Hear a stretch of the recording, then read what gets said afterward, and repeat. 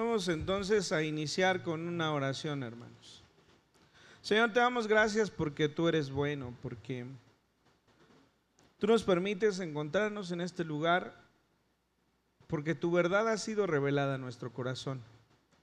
Nadie puede ser creyente si la verdad no se ha revelado a su corazón, y tú lo has hecho con nosotros. Te damos gracias porque esto es parte de tu misericordia y de tu gracia para con cada uno. Te pedimos que el poder leer este libro sea de edificación para tu iglesia. Que refuerce la esperanza, Señor, de saber que la salvación proviene de ti y de nadie más. Damos gracias en tu nombre bendito. Amén. Bien, hermanos, posiblemente lo único que podamos ver hoy es la introducción. Y es por lo determinante que debe ser este estudio referente a lo que el Señor desde el principio ha tenido como plan de salvación para su creación. Y al referirme a la creación no me refiero solamente al ser humano, me refiero a los ángeles que permanecen con Él, y por supuesto al principal ángel caído, Satanás, y a los que le siguieron en ese momento de ir en contra de Dios y condenarse desde ese momento, ¿no? Así que bueno, este libro de Apocalipsis lo que nos narra es el final.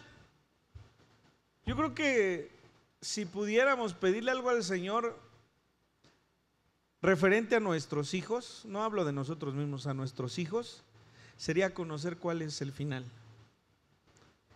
O sea, si yo pudiera pedirle algo al Señor referente a mi hija, sería: Señor, muéstrame cuál es el final de sus días. ¿Por qué? Porque cuando los hijos crecen en su adolescencia y juventud, y ahora va hace ratito David por su hermano Benja, ¿no? Y decía, es que anda un poco, ¿cómo dijo? Rebelde, ¿no? Anda en rebeldía. Bueno, apenas tiene 12 años, 13. Oremos por él para que la rebeldía de hoy sea la más grande que tenga en su vida, ¿no? Pero a lo que voy es, si pudiéramos como padres tener una petición, la verdad yo sí le pediría al Señor: Señor, muéstrame, déjame estar tranquilo de saber que al final de sus días ella estará contigo, ¿no? ¿Por qué? Porque la vida de nuestros hijos nos aflige a lo largo del tiempo. Así que sería perfecto que el Señor nos dejara ver ese final para poder estar en paz. Cuando habla a Abraham y le dice: sal de tu tierra y de tu parentela, y le da una promesa, después de cierto tiempo le dice: haz un holocausto que yo te diré. Y lo que le dice es que este pueblo que desciende de él estará en Egipto por 400 años, no se lo oculta, pero le muestra el final.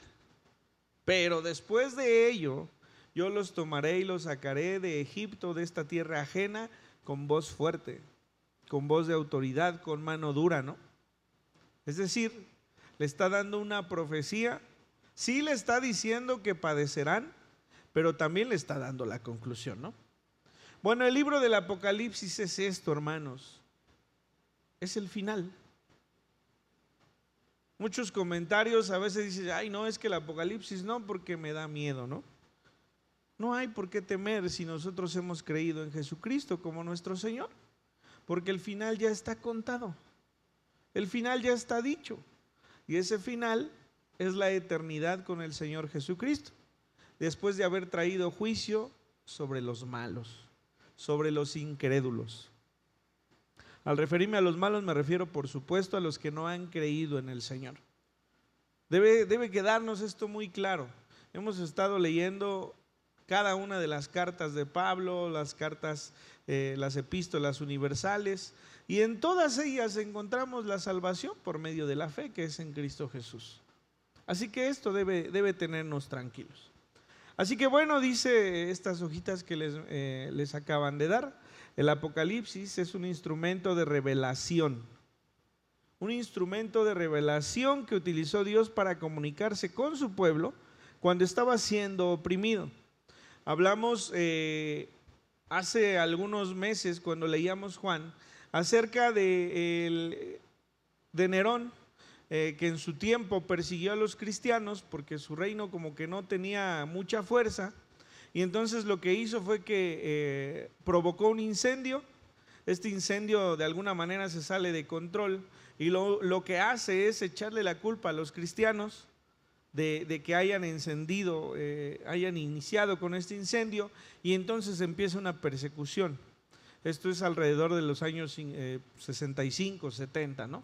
Viene una destrucción muy grande sobre este pueblo perseguido. Pero después de él viene otro emperador, Domiciano, que no es menor, es sangriento, es perseguidor, aflige, presume tener el control, pero también busca que toda rodilla se doble ante él, ¿no? Que haya una adoración ante él. Así que esta carta es escrita a un pueblo creyente que quizá en algún momento dijo: Señor, ¿dónde estás? Nos están persiguiendo, nos están matando. Ya veíamos en alguna parte en la historia de la iglesia acerca de estos mártires, ¿no? Cómo eran perseguidos, cómo los hijos pequeños morían en frente de sus padres sangrientamente para provocar en ellos un dolor. Así que este es el pueblo al cual esta profecía está escrita. Es un instrumento de revelación que utilizó Dios para comunicarse con su pueblo cuando estaba siendo oprimido, perseguido, amenazado por el enemigo. Surge el método apocalíptico para comunicar un mensaje de aliento, esperanza, consolación y victoria. ¿Alguna vez ha escuchado a alguien que le diga: si Dios es bueno, ¿por qué hay tantas guerras? ¿Por qué hay tanta hambre? ¿Por qué hay tanta gente mala? ¿Por qué hay tanto dolor? Bueno, no es que Dios sea malo. Los que somos malos somos nosotros, ¿no? Somos la humanidad. Y la humanidad tiene sus propias decisiones. Y Dios no las deja pasar, ¿eh? El hecho de que alguien mate a otra persona sin haberle hecho algo, solo por robarle quizá, o solamente porque se le cruzó en la calle y perdió toda cordura, no quiere decir que Dios sea malo y que se los permita sin que esto reciba un castigo. El Apocalipsis nos muestra que hay un juicio, y este juicio tiene por término la condenación eterna del pecador que no haya creído en el Señor. Mayores explicaciones no podemos dar, porque no está en nuestra sabiduría el entenderlo. Porque si Dios es bueno, el Dios del Antiguo Testamento es malo, ¿no? Dicen los gnósticos, ¿no? Pues era malo, pues ¿cómo les va a pedir que terminen con la vida de todos para que pudiesen entrar a la tierra prometida, ¿no? Dijo: no permitan que nadie tenga vida, ¿no? Ni los pequeños, ni los grandes, ni los animales. Destruyan todo lo que esté a su paso. Había una razón, dos razones. La primera de ellas es que esto por sí mismo ya era un juicio hacia estos pueblos que sacrificaban a sus propios hijos, a sus deidades. La segunda de ellas dice: para que no haya tropiezo en ellas. No lo hicieron, empezaron a ingresar a la tierra prometida, y entonces lo que sucedió es que se empezaron a mezclar con estos pueblos, y entonces se empezaron a perder también, alejándose de Dios. Ese era el tropiezo, ¿no? Cuando nosotros elegimos para nuestra vida una pareja que no es creyente, lo que estamos eligiendo es tropiezo. Tropiezo, y no estoy hablando de que si nos llevamos bien o mal en el matrimonio, ¿eh? Hay matrimonios que no son de creyentes, que son buenos matrimonios, cada uno cumple su función, pero eso no quiere decir que sean un matrimonio que vaya a alcanzar salvación, ni para ellos, ni para sus descendientes.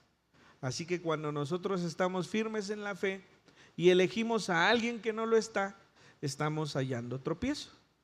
Por eso dice, no os unáis en yugo desigual con los infieles. Esto trae tropiezo. ¿Sí? Bueno, entonces no podemos echarle la culpa a Dios de todo lo que pasa, porque el hombre en su maldad decide qué es lo que hará. Y entonces esta profecía, esta revelación nos está contando el final. Nos está diciendo que todos estos hombres en su maldad serán condenados, serán enjuiciados y habitarán en el fondo del abismo junto con Satanás y junto con todas sus huestes, todos sus demonios. Esto será así, serán condenados para siempre. Así que bueno, cada obra que nosotros tenemos, buena o mala, en ocasiones en esta vida tiene su castigo, ¿no? Yo estoy seguro que no todo lo que hacemos es de alguna manera pagado en esta vida. Algunos dicen que sí, ¿no? Todo se paga en esta vida. Yo no lo creo. ¿Por qué? Porque conozco mis caminos, porque conozco mis andares, ¿no? Y yo sé perfectamente que Dios no me ha pagado conforme a mis obras. No estaría aquí, créanme, no estaría aquí. Muchos ya estuviéramos muertos o tendríamos otros problemas muy fuertes si Dios permitiese que siempre todo lo que hacemos lo pagáramos en esta vida. ¿Sí? ¿Y qué hay entonces del asesino que el último día de sus días conoce al Señor y se arrepiente? Es salvo. ¿A mi sabiduría es difícil de explicar? Sí, no lo entiendo. Lo único que sí entiendo es que ese asesino ha sido perdonado igual que yo por misericordia. Pero bueno, para los que no se arrepienten, para los que hicieron daño al pueblo del Señor, para los que hoy hacen daño al pueblo del Señor, y ya no me refiero a los judíos, sino a todos los creyentes, si no se arrepienten, hay un castigo eterno. Así que esta carta tiene como propósito revelar a este pueblo que está siendo oprimido lo que vendrá. ¿Cuál es el término? Señor, ¿acaso tú has dejado de tener el control? No, yo tengo aún el control. Y les cuenta lo que pasará al final de los tiempos, que en realidad es el principio de la eternidad. La palabra Apocalipsis significa revelación. Dios revela los resultados finales y definitivos de este conflicto, tanto en la vida presente y permanente de la iglesia, como en la final. Por supuesto que está hablando de que es un escrito para aquellos contemporáneos de Juan, pero también abarca el tiempo futuro y por supuesto a nosotros.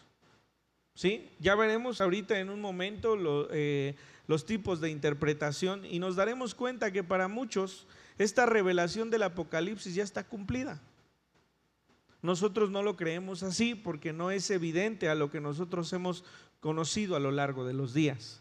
Pero bueno, es una revelación que muestra a los creyentes los resultados, dice, finales y definitivos de este conflicto, tanto en la vida que están viviendo en ese momento, el decirles, están siendo oprimidos, pero entiendan que yo tengo el control de todas las cosas. ¿Cuántas veces le hemos dicho al Señor, Señor, ¿por qué pasan estas cosas? ¿Acaso ya no estoy dentro de tus hijos? Debemos tener calma y entender que todo tiene el control nuestro Señor. Si enfermamos, si nos pasa algo, incluso si morimos, de todo tiene el control el Señor. Eso se llama soberanía. ¿Sí? Y la soberanía no tiene nada que ver con las cosas que nosotros creemos que son buenas para nosotros como creyentes. Todas las cosas están en las manos de Él. Habla de esta palabra escatológica y le pongo entre paréntesis, pues ¿cuál es el significado de esta palabra? Estudios sobre el destino final del ser. Cuando hablamos de enseñanzas escatológicas, estamos hablando de enseñanzas de lo que vendrá a futuro, que lo vendrá al final de los tiempos, ¿no? La enseñanza escatológica desde la venida del Señor Jesucristo por su iglesia, la enseñanza escatológica acerca de los sellos, las trompetas, los jinetes del Apocalipsis, las enseñanzas acerca del tiempo en el que el Señor vendrá en juicio. Esas son enseñanzas escatológicas, enseñanzas de el final de los tiempos, en la que Dios juzgará para siempre al enemigo del bien. Todo esto por el propósito de ayudarnos a seguir adelante. Esta revelación se dio en clave debido a que si el opresor, hablando de estos gobernadores perversos, si el opresor se hubiese enterado del contenido del mensaje, pensaría que se trata de literatura subversiva, de literatura rebelde, en la que el pueblo se está preparando para rebelarse, y esto traería más opresión y sufrimiento. Por eso el mensaje se presenta en visiones, sueños, y lo registra en símbolos, comunicándolo al pueblo en forma escrita, ¿sí? Entonces, ¿por qué de repente es complejo entender el Apocalipsis? Porque está escrita de una manera en que si la persona, el opresor, pudiese leer esta revelación o escucharla, no pensara que es un pueblo que se va a rebelar y que entonces tuviese más opresión sobre ellos, sino que fuese una lectura no entendida por él, pero sí entendida por los que lo están leyendo. ¿Por qué es posible que ellos lo entendieran? Bueno, porque está el contenido de todo el Antiguo Testamento. El Apocalipsis es uno de los libros en el Nuevo Testamento que más cumplimientos de palabras dichas en el Antiguo Testamento tienen. Entonces esto de alguna manera ayuda a quienes leen estas porciones para poder comprender lo que habría de venir. Nosotros nos daremos cuenta a lo largo de este estudio, que será largo, que todas las cosas que están escritas en este libro pues son el cumplimiento de las que están escritas en el Antiguo Testamento, o bien dicho por el Señor Jesucristo. Así que bueno, este es el propósito de haber escrito este género, porque es un género, el género apocalíptico, de esta manera.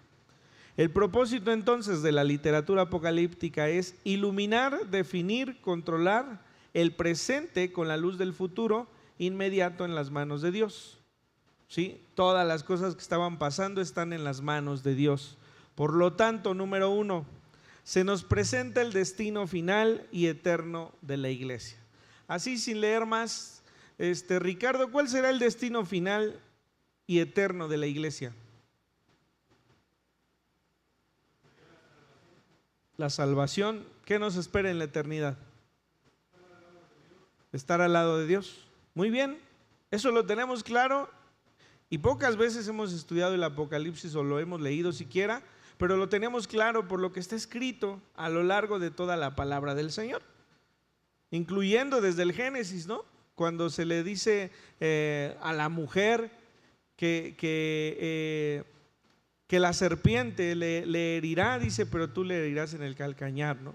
Desde ahí encontramos la salvación que es en Cristo Jesús. En el desarrollo de la historia nos encontramos con la explicación de estos pasajes.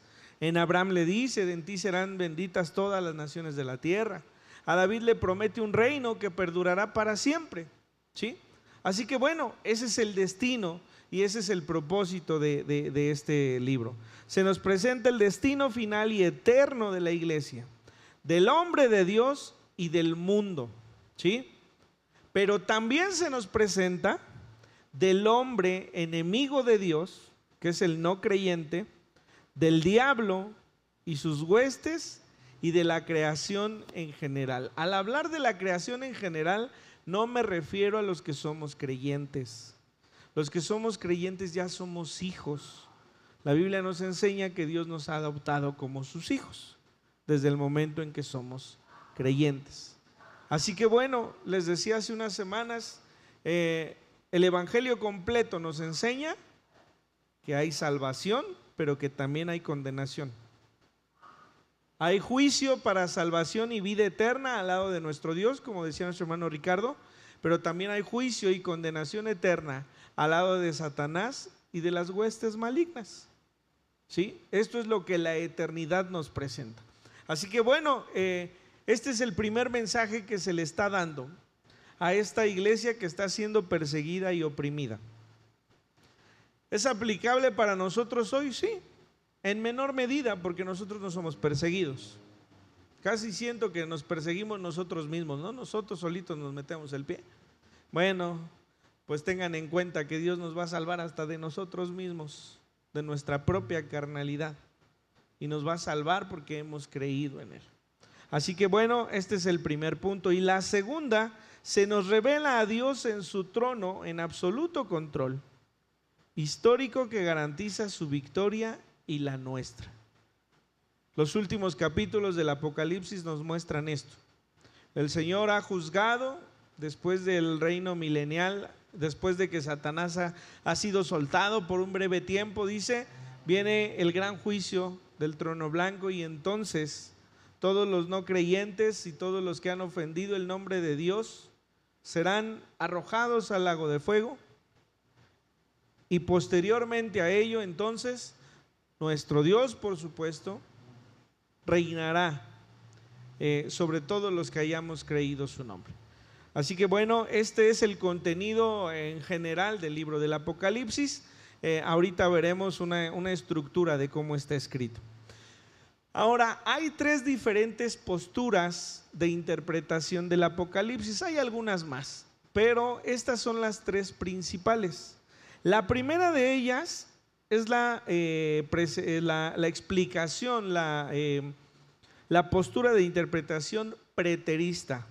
Si nosotros estudiamos en la escuela, bueno, el pretérito habla del pasado, ¿no? Entonces hay algunos que enseñan que la gran mayoría de las cosas ya han pasado, ¿sí? Dice este párrafo: supone que la mayor parte de lo escrito sucedió en el pasado. Se basa en el versículo 1 del primer capítulo. Estas cosas deben suceder pronto. La palabra pronto, que es la palabra tajos, quiere decir rápido o velozmente, ¿no? Hay algunos entonces que enseñan de esta manera. De acuerdo con ello, dice, es inmediato el cumplimiento de las profecías. La segunda razón es la que esta postura se detiene, es que en el versículo 1 a 7, todas las tribus de la tierra, la palabra empleada es ges, que es porción local de tierra, no es la palabra cosmos, que abarca a todos, solamente una parte, una localidad. Y en este caso los judíos, y se refiere a la destrucción del templo de Jerusalén en el año 70 después de Cristo. Entonces los preteristas dicen que gran parte del Apocalipsis ya tiene su cumplimiento. Estos hombres de alguna manera no enseñan que vaya a haber el rapto de la iglesia. Y una de las diferencias que tienen con la enseñanza que nosotros tenemos es que la iglesia vivirá los 6 sellos primeros, perdón, las 6 primeras, los sellos, perdón, y en el séptimo sello, cuando inicia la trompeta, entonces ahí la iglesia será tomada por Dios, pero no en las nubes. Habla de Tesalonicenses como algo que no sucederá. Entonces para ellos ya estamos viviendo la tribulación. Ya veremos en adelante qué es la tribulación, ¿no? Yo honestamente hoy, con todo y lo terrorífica que es nuestra tierra, no creo que estemos viviendo este tiempo de maldad absoluta y este tiempo de mortandad absoluta, ¿no? ¿Qué sucede? Bueno, que hay muchos temblores fuertes, acaba de la semana pasada de haber, ¿no? De terremotos, que hay sangre, que hay pestilencias. Y sí, ciertamente hemos vivido en los últimos años, sobre todo tenemos muy presente la pandemia o tenemos algunos temblores fuertes, ¿no? Pero creo yo que por la descripción de lo que la Biblia nos enseña, que no hemos alcanzado ni un poco de lo terrorífico que será esto. Así que si la pandemia de alguna manera nos movió, que creo que no, la gente siguió siendo y a veces fue hasta peor. A veces creía uno que enfrentarse con la muerte pues nos haría reflexionar, ¿no? No, la humanidad cada vez está peor. Y esto es permitido por Dios. Así que para ellos entonces esta primera parte ya sucedió, ya vino el juicio sobre Jerusalén cuando fue destruido en el año 70 después de Cristo.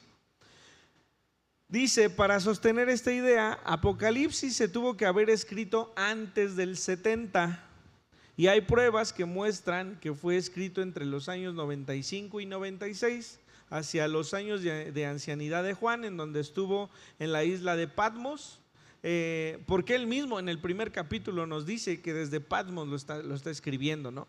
Y para estos primeros años él todavía no ha sido apresado.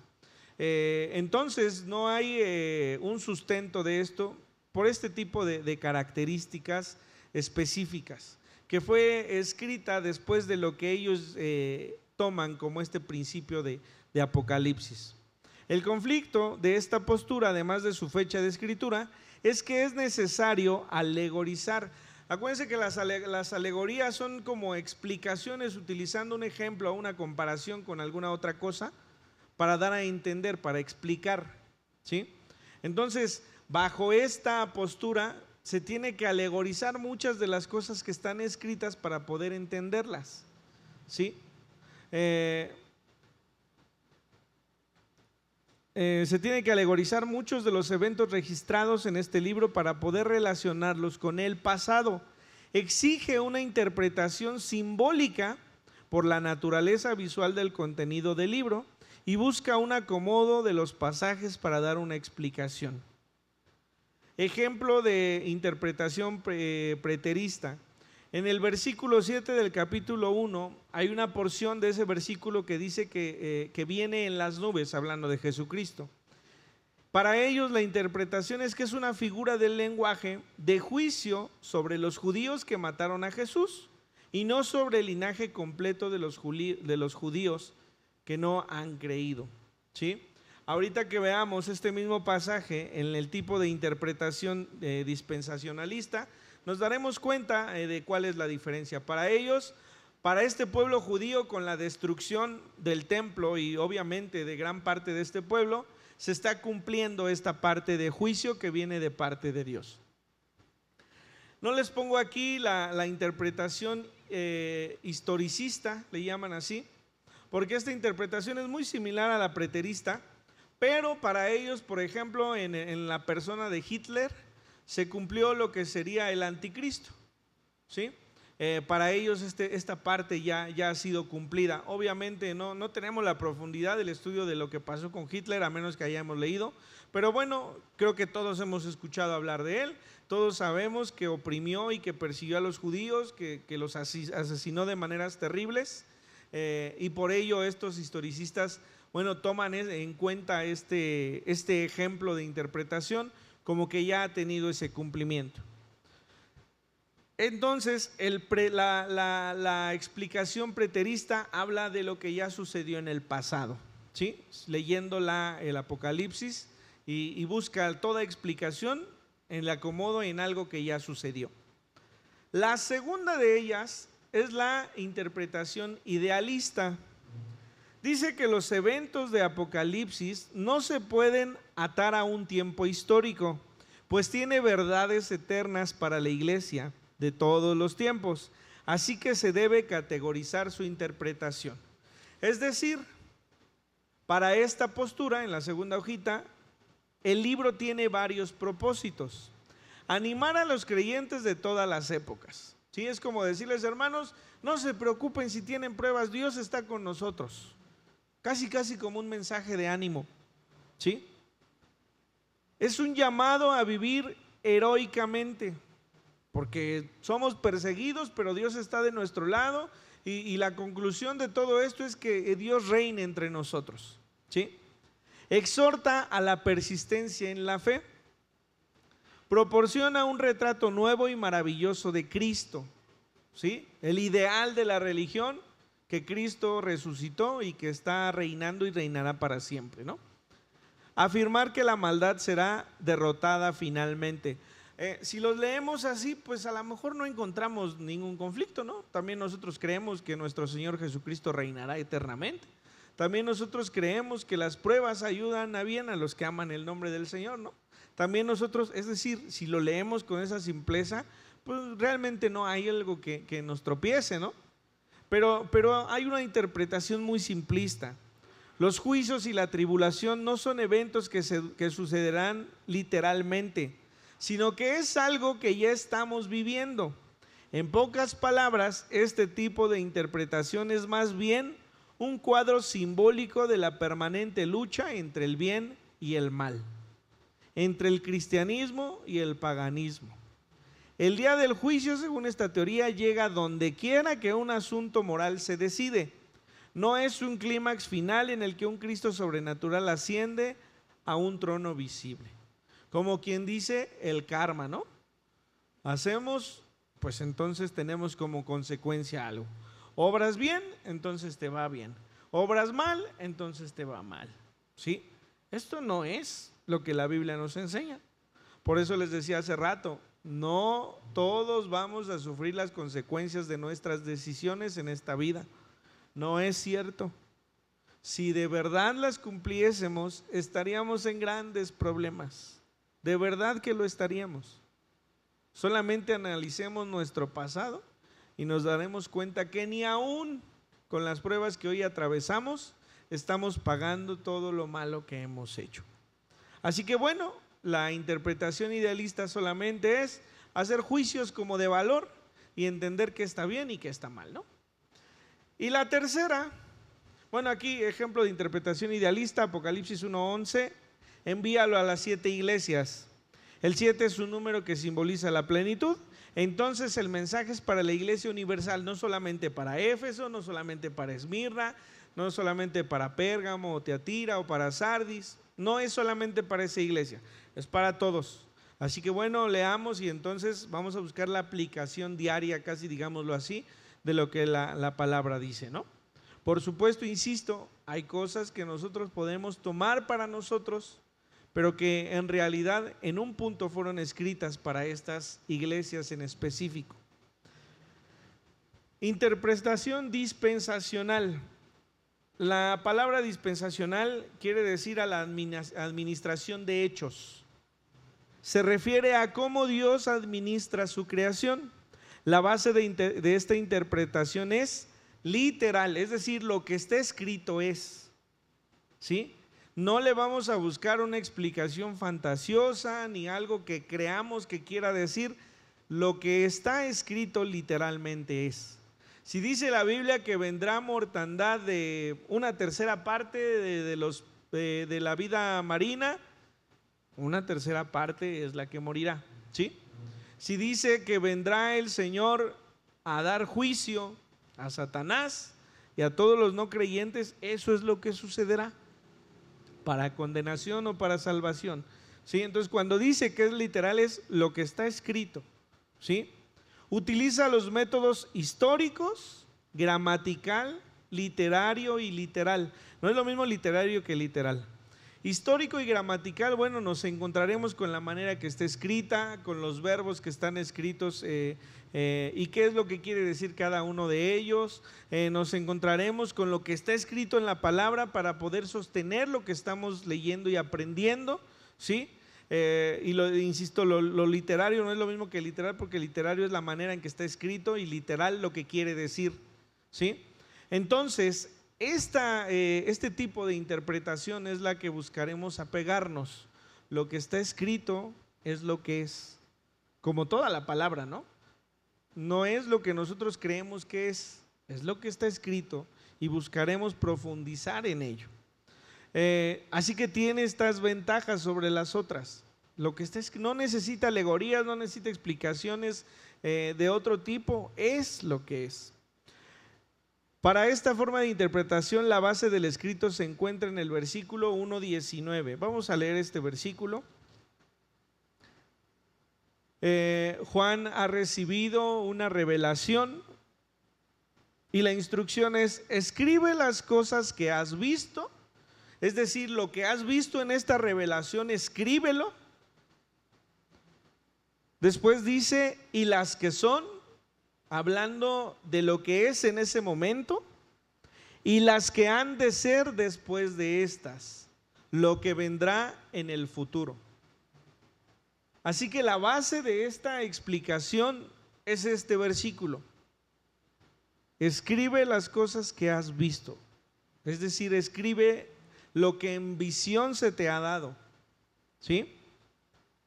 Las que son en ese momento, las que eran para las 7 iglesias, para Éfeso, para Esmirna, para Pérgamo, para Tiatira, Sardis, Filadelfia y la Odisea.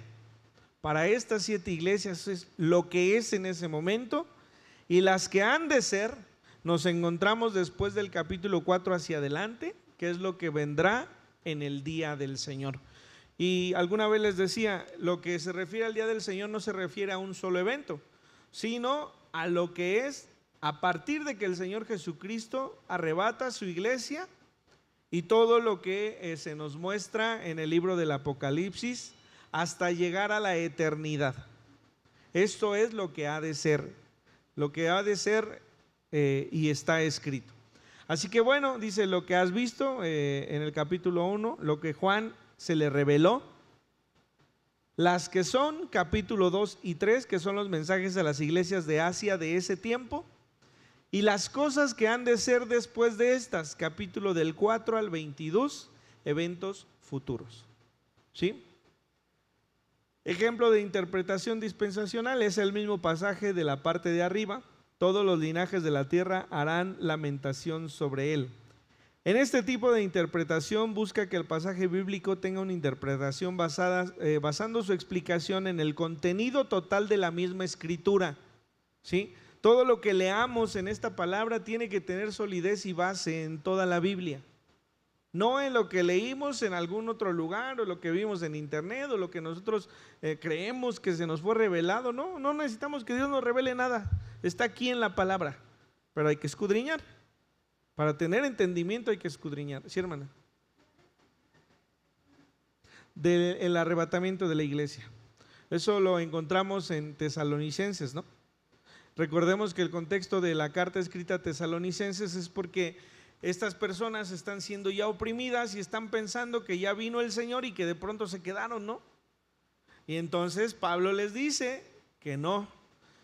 Y empieza a decir ciertas características de lo que ha de pasar antes de que el Señor venga por la iglesia, ¿no?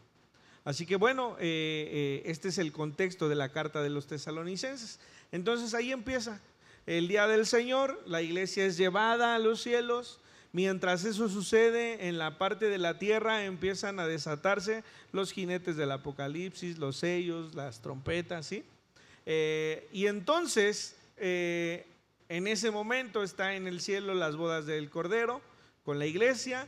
Después viene la iglesia con el Señor, pelean contra Satanás, viene un reino milenario, un reino de 1000 años. Después de esos 1000 años Satanás es soltado por un tiempo y viene el juicio final, en donde Satanás es arrojado al lago del fuego y viene la eternidad. El día del Señor es todo eso, ¿sí? Y la Biblia siempre nos da luz de ello. Y dice que tenga una interpretación basada en su explicación el contenido total de la misma escritura. Zacarías 12:10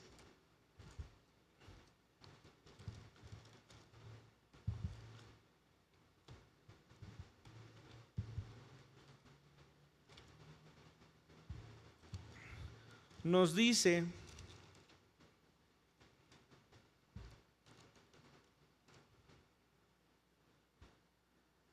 y derramaré sobre la casa de David y sobre los moradores de Jerusalén espíritu de gracia y de oración, y mirarán a mí, a quien traspasaron, y llorarán como se llora por hijo unigénito, afligiéndose por él como quien se aflige por el primogénito. En aquel día habrá gran llanto en Jerusalén, como el llanto de Adad Rimón en el valle de Megido, y la tierra lamentará cada linaje aparte. los descendientes de la casa de David por sí y sus mujeres por sí, los descendientes de la casa de Natán por sí y sus mujeres por sí, los descendientes de la casa de Leví por sí y sus mujeres por sí, los descendientes de Simei por sí y sus mujeres por sí, todos los otros linajes, cada uno por sí y sus mujeres por sí. Este pasaje nos enseña que el juicio será sobre todo linaje, no solamente sobre una parte, no solamente sobre el pueblo judío, quien fue utilizado para llevar a condenación al Señor Jesucristo. Acordémonos, les decía hace un ratito, por los preteristas, este pasaje de 1:7 ya tuvo cumplimiento cuando vino juicio sobre Jerusalén, y entonces se derribó el templo y hubo gran persecución, ¿no? En Zacarías nos dice que este juicio será para todos, para todo linaje. Así que bueno, hay una diferencia ahí en este tipo de explicación. Dice Zacarías 12:10, nos dice que en el final de los tiempos se cumplirán las profecías para los judíos. Por tanto, este pasaje nos indica que no es un evento pasado, nos habla del juicio que vendrá a la segunda venida del Señor Jesucristo. Y por último, tenemos aquí una pequeña tablita en donde tenemos estos tres métodos y una distribución de los primeros capítulos. En el primer capítulo, del capítulo 1 al 3, es una palabra, según los preteristas, a las iglesias históricas, aplicable solamente al pueblo judío. Del capítulo 4 a 19, símbolos de las condiciones contemporáneas de la época. Les decía, para esta iglesia, más bien para este método, para los que predican de esta forma, nosotros estamos viviendo hoy parte de la tribulación. ¿Sí? Insisto, a mí creo que los eventos presentes no me dan luz. Sí me dan luz de una aproximación de que esto tiene que terminar. ¿Cuándo? No sé, podría decirles pronto y no, porque desde aquí dice pronto y no ha pasado. ¿Sí? Y no tenemos conflicto con ello, porque también entendemos que si no ha pasado es porque todavía hay personas que han de ser creyentes. Eso es lo que detiene al Señor. Todavía hay personas que incluso hoy están naciendo, que han de ser creyentes y que participarán de la gloria eterna. En el momento en que esos que han sido o que serán destinados para la salvación estén en el cumplimiento, entonces es cuando el Señor vendrá. Ahorita analizaremos eso de pronto. Así que bueno, para los preteristas son muchos simbolismos de las condiciones contemporáneas de la época. ¿Qué condiciones contemporáneas hoy nos tienen? Bueno, pues que hay guerras, que hay enfermedades, que hay maldad, que hay tiranos, pongan el nombre que quieran, ¿sí? Pero hay tiranos desde hace mucho y hay guerras desde hace mucho, ¿no? Hay personas, les decía hace rato, como Hitler, pero sin problema podría ser el anticristo, ¿no? ¿Sí? Pero no lo es, porque hay una característica principal en este personaje en un principio, y la característica que tiene más bien es paz en lugar de destrucción. Así nos lo describe el Apocalipsis, ya lo veremos después, ¿sí? Pero entonces, para ellos estamos viviendo este tiempo de tribulación. Entonces no vendrá el Señor por la iglesia, ¿sí? Los versículos 20 y 22, imágenes simbólicas del cielo y de la victoria. Para los idealistas, los primeros 3 capítulos son para toda la iglesia, les decía hace rato, porque son 7 y entonces el número 7 es de la perfección y se refiere a toda la iglesia. Símbolos de conflicto entre el bien y el mal, versículos del 4 al 19, casi como si estuviésemos leyendo algo de ciencia ficción, ¿no? Y capítulos del 20 al 22, la victoria sobre el bien, la victoria del bien sobre el mal, ¿ok? Y la dispensacional, que son a la que nosotros pertenecemos. Los primeros 3 capítulos se refiere a esas iglesias en particular, tienen un mensaje para cada una de esas iglesias, pero a partir del capítulo 4 al 19 son eventos futuros, la tribulación venidera, los juicios dirigidos contra la iglesia apóstata para el incrédulo, para el anticristo, para Satanás y sus huestes. Fíjense cómo les pongo al anticristo y a Satanás diferentes, porque no son lo mismo. El anticristo es una persona que será levantada y respaldada por Satanás para gobernar sobre la tierra. De hecho, para muchos hablaban también de que Roma era parte de este tiempo en los años primeros, en el primer siglo, y que algún papa era el anticristo. Es decir, por eso dice que tendrían que buscar alguna explicación de ciertos sucesos para poder sostener estas verdades, ¿no? Entonces, la dispensacional es una iglesia histórica, las iglesias históricas. Del capítulo 4 al 19 habla de la tribulación venidera, juicios dirigidos contra las iglesias, contra el incrédulo, contra el anticristo, Satanás y sus huestes. Y los capítulos 20 y 22 se refieren al reinado milenial, juicio definitivo de los muertos y los malvados y el estado eterno. A ver, ¿por qué están diferenciados los juicios aquí? Bueno, porque en el 4 y 19 son juicios físicos. Juicios físicos. Acuérdense que nosotros cuando morimos, nuestro espíritu dice que va con Dios y nuestro cuerpo va al polvo, ¿no? Así que nuestro espíritu se unirá cuando el Señor venga por su iglesia. Dice que los cuerpos de todos los que hayan muerto resucitarán primero, y luego dice los que hayamos quedado. Pablo también nos enseña, no todos habremos de dormir, dice, pero todos seremos transformados. En Corintios capítulo 15. Así que bueno, nuestro espíritu se unirá, si hemos muerto, a ese cuerpo que fue desintegrado. Ese es el milagro de la resurrección. Que este cuerpo que hoy tenemos será el que resucitará y se unirá de nuevo a ese espíritu para vivir eternamente. ¿Cuál es la diferencia? Que ya no habrá, dice, ni llanto, ni tristeza, ni dolor, ni enfermaremos, ni seremos inmortales, pero también no habrá pecado. Por supuesto que eso es lo primordial, sí, hermano.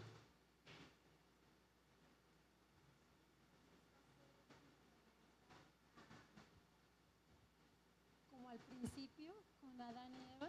Como tenía que haber sido. Ajá. O sea, el gran problema en Adán y Eva es que al pecar no pueden estar en la presencia de Dios. Nosotros con pecado no podemos entrar hasta la presencia de Dios. Por eso dice que cuando el templo dice que se rasgue el velo, es porque podemos venir a su presencia. Porque a través de Jesucristo, quien cubre multitud de faltas, quien cubre nuestro pecado, ya no hay nada que nos impide estar frente a nuestro Dios. Entonces, nuestro cuerpo tiene que ser transformado, porque este cuerpo carnal, dice Pablo, peca, ¿no? ¿Sí? Y Pablo escribe con mucho dolor: porque yo queriendo hacer el bien, el mal hago. Bueno, esa tendencia a hacer el mal ya no estará en nuestra vida. Hace rato el hermano Rafa hablaba de uno de sus pecados, porque tiene varios. ¿Sí? Entonces, él ha luchado contra ello. ¿Por qué ha luchado? No es sencillo, una adicción no es sencilla, como tampoco nuestros malos hábitos. O sea, hoy no nos vamos a dar golpes de pecho en ello. Y hay hábitos con los que batallamos y batallamos y batallamos, y muchas veces caemos. Pero nuestra batalla diaria es: tengo que dejarlo. Ahora, no es lo mismo que nosotros como iglesia enseñemos que Dios nos perdona nuestros pecados y que podemos estar aquí delante de Él, a que nosotros seamos permisivos en el discurso hacia todos ustedes y dejemos pasar todas las cosas y permitamos no tener un buen testimonio para poder estar frente a la iglesia. Eso es muy distinto. Entonces, a su pregunta, será como tenía que haber sido, en un lugar, en un cielo nuevo y una tierra nueva, en donde habitaremos con un cuerpo que ya no está inclinado hacia el pecado, porque ha sido salvado por Jesucristo. Y entonces eso es lo que será renovado en nosotros. ¿Sí, Ricardo? Sí, bueno.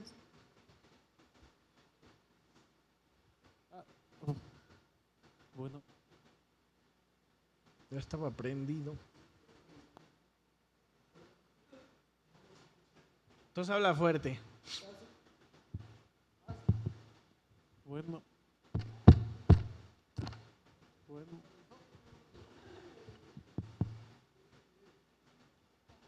Habla, Bueno, habla. Ya. bueno, es que mi duda era sobre el propósito que dice que el mensaje, bueno, dice que el opresor no se entera del contenido, bueno, que si se entera del contenido pensará que se trata de literatura opresiva, subversiva y que el pueblo está preparándose para rebelarse ahí. O sea, lo que yo tenía una duda era qué se refería bien con eso, porque Apocalipsis fue interpretado desde que lo sacaron por los padres de la iglesia y durante los 2000 años que ha existido, digamos, la iglesia.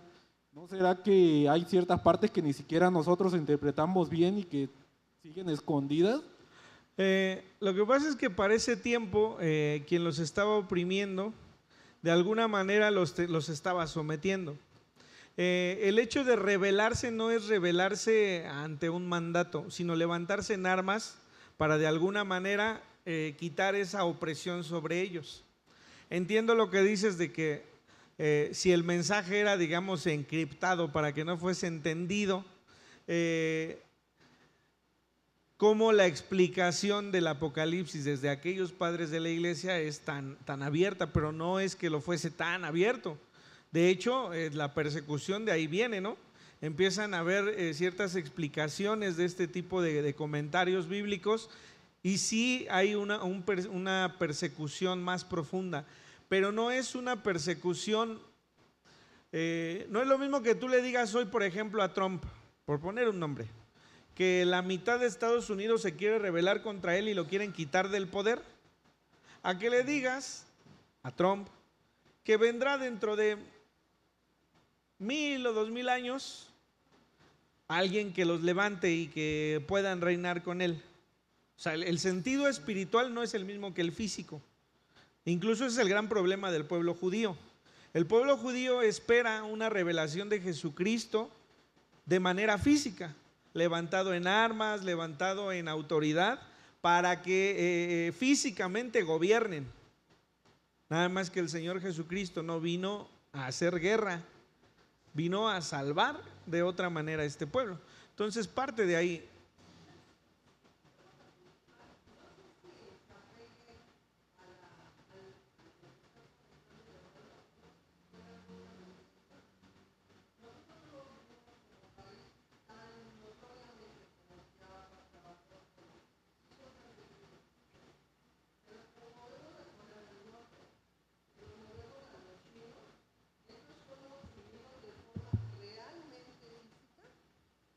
Temiendo que este pueblo cristiano se una y se ve no en físico de que se revele como guerra, sino en una reunión espiritual donde saben que ese pueblo unido va a ser muy fuerte.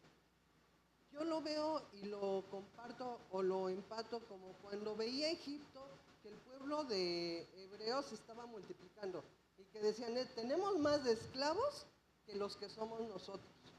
Entonces, en ese temor viene la persecución, en el no poner dominar. El mundo siempre tiene el problema de querer dominar. Y si nos vemos en nuestro entorno, con nuestros vecinos, los vecinos quieren organizarnos, quieren que cooperemos, quieren que demos, pero que no les repliquemos. Ellos quieren sujetarnos. Al no sujetarnos espiritualmente, nos ven un pueblo fuerte. Ahí viene la persecución. Por eso los chinos evitan que los cristianos se junten. Y ellos mismos, los mismos chinos, tendrán sus métodos para reunirse escondidas, porque no tienen esta libertad. Ay, no voy al templo el domingo, ¿no? Es que me voy a quedar a ver la tele. Lo digo en lo personal. No, ellos están como comprometidos porque realmente lo sufren. Entonces, el detalle de la persecución y que sigue en auge, no se me hace una letra muerta, una letra antigua. Se me hace tan actual en nuestros tiempos por la forma en como la que se manifiesta. Si tú no quieres que alguien se entere de algo, buscas métodos. pero cuando tú te vas uniendo espiritualmente, en pensamientos, se vas haciendo adeptos, eres una persona fuerte, más fuerte, más fuerte. Entonces yo digo que en ese tenor sería el que ocupe en simbología oculta, pero no es antiguo, es actual.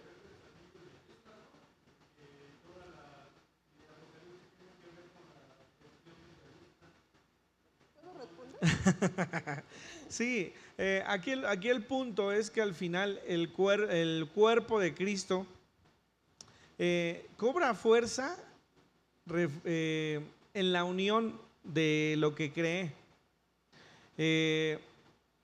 Pero mira, al final de cuentas hoy no es que estemos divididos como iglesia cristiana, pero los bautistas enseñan de una manera, los pentecosteses de otra manera, y no hay una unión en su totalidad que traería muchos beneficios a nuestra sociedad.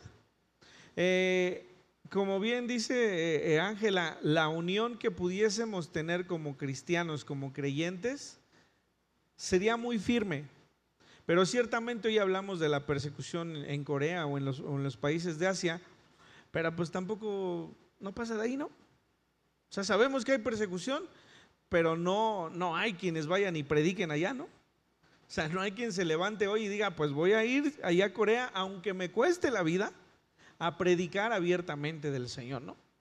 ¿Sí? Entonces, ese es el punto, que el propósito de poder de alguna manera estudiar del Apocalipsis para aquellos tiempos era porque era algo dirigido a los creyentes que podían comprender y entender, ¿sí?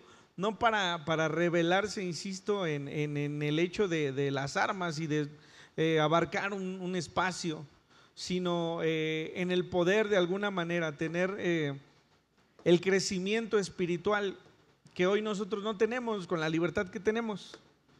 O sea, a lo mejor lo diría mal, pero no somos perseguidos porque en realidad no ocasionamos ningún conflicto, porque en realidad tampoco buscamos con todo nuestro corazón la palabra del Señor. Entonces, pues mientras no seamos un problema, ahí estamos. ¿Sí, Liz?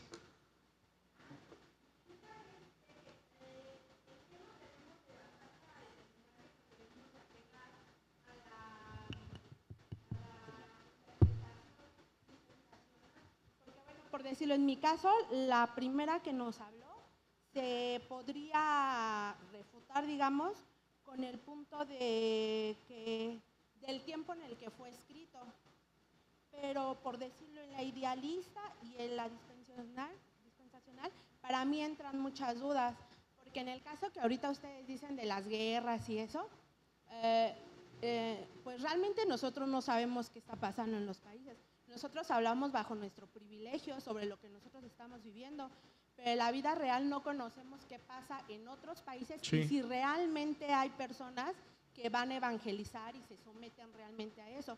Entonces yo sí tengo duda en la idealista y en la dispensacional. Okay. ¿En qué debemos de tomar en cuenta para determinar que esa es la correcta? Bueno, a ver, primero que nada debemos entender algo. La explicación del Apocalipsis, sea cualquiera de las tres, no difiere de la manera en que somos salvos.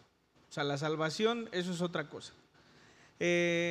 La manera de poder dar explicación a lo que está escrito, eso es lo que cambia.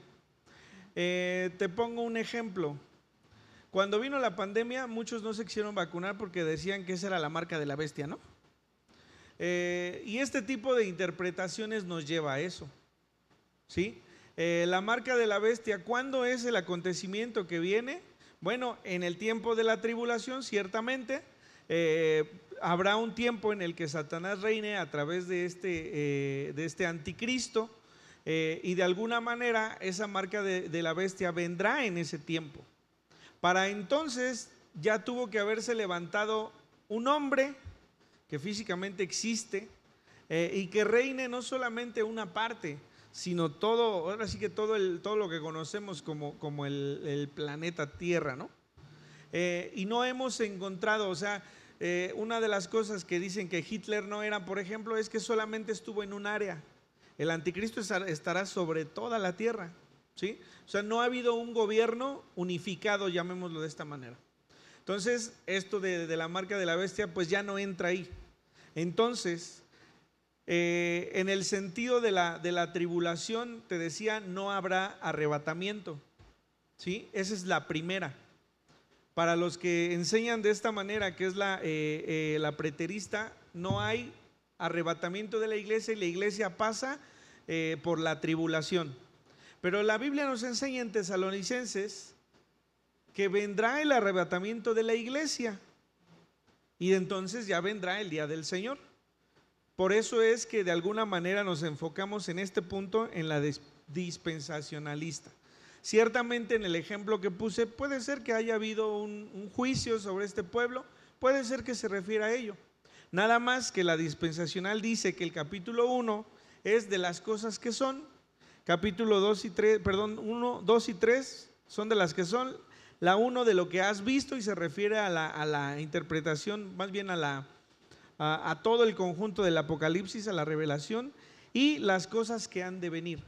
Yo creo, por ejemplo, que hay un arrebato, yo creo que en el Señor Jesucristo habrá un juicio, yo creo que en el Señor Jesucristo habrá un tiempo en el que milenial, en el que Satanás esté atado, y yo creo también que vendrá la vida eterna, ¿no? Entonces, esas doctrinas o esos aprendizajes que hemos tenido, pues se apegan a este tipo de interpretación. ¿Qué ventaja tienen? Que todo es literal y que todo tiene que estar basado en lo que está escrito en la Biblia. Esa es su gran fortaleza. O sea, la gran fortaleza es que la enseñanza de este tipo tiene una base en la Biblia. La primera, la preterista, sí tiene bases bíblicas, pero lo que no tiene una explicación en la Biblia, por lo que ya tuvo que haber pasado, pues entonces son alegorías o son como el decir, no, pues es que esto ya pasó y ponemos cuándo, ¿no? Lo que nosotros pensamos que sucedió. Y en el caso de la idealista, no va más allá de un juicio de valores. O sea, Dios siempre ha estado peleando con el mal, pero al final Dios va a vencer. Insisto, a ojos nuestros, pues no suena mal. Pero creo que a lo largo de la lectura de este libro nos vamos a dar cuenta que es mucho más profundo. Entonces, ¿qué quiero decir con esto? Primero, que no tiene que ver nada con la salvación.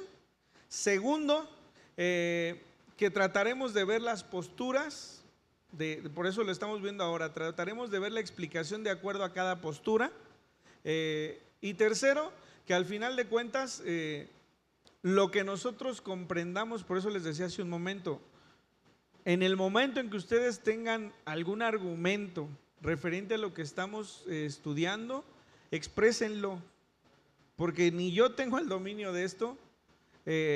Insisto, estoy leyendo para poder buscarle una explicación, pero sin duda no tengo una verdad que yo diga absoluta, porque es como cuando hablamos de aquellos que son predestinados para salvación y los que no. Hay pasajes que defenderán una postura y la otra, pero la salvación sigue siendo por gracia.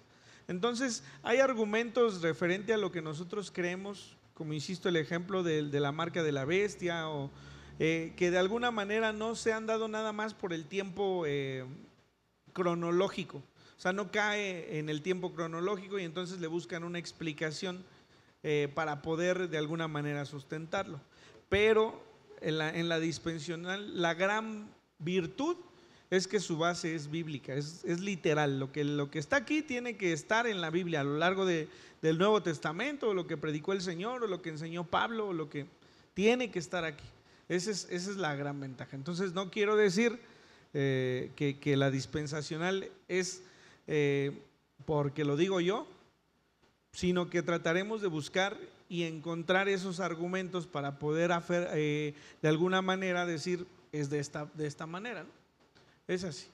Vamos a terminar con esto. Les decía que no nos iba a dar tiempo, es la introducción nada más. Bajo estos argumentos, a partir de la otra semana, entonces ya iniciamos con la lectura del Apocalipsis.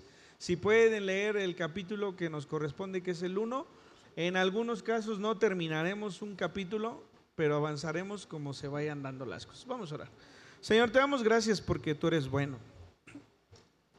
Te damos gracias porque tu palabra nos enseña y nos ilustra acerca de las cosas que han de venir. No creemos tener la verdad absoluta en nuestra vida referente a esta escritura porque, Señor, no confiamos en nuestra propia sabiduría. Claro que en ocasiones hay discrepancias con lo que leemos, pero lo que queremos, Señor, es estudiarlo, es aprender de ti. Así que te rogamos que pongas sabiduría en nuestra vida, Señor, y que lo que podamos aprender aquí seamos dirigidos por ti. Es un tiempo en el que debemos buscar, Señor, de ti, que debemos buscar tu dirección, debemos buscar, Señor, que esto que ya ha sido revelado podamos comprenderlo, que tu palabra sea el sustento y la base bíblica para poder hacerlo. Te doy gracias por la vida de cada uno de nuestros hermanos, porque, Señor, ellos están aquí presentes siempre queriendo conocer de tu palabra. Te pedimos, Señor, que vayamos en pos de ti y que lo que nos sea oculto, Señor, porque no es el tiempo de ser revelado a nuestro pensamiento, así permanezca. Pero lo que tú quieras enseñarnos, Señor, sea claro en nuestra vida. De algo estamos seguros, Señor, tú nos has salvado por gracia y por misericordia. Y Jesucristo, quien ha de ser adorado, como lo dice tu palabra, es el centro, Señor, sobre el cual nuestra salvación está fincada. Te damos muchas gracias por tus bondades, por tu amor, por tu misericordia, y venimos delante de ti, Señor, agradecidos. Te damos gracias y oramos en el nombre de nuestro Señor Jesús. Amén.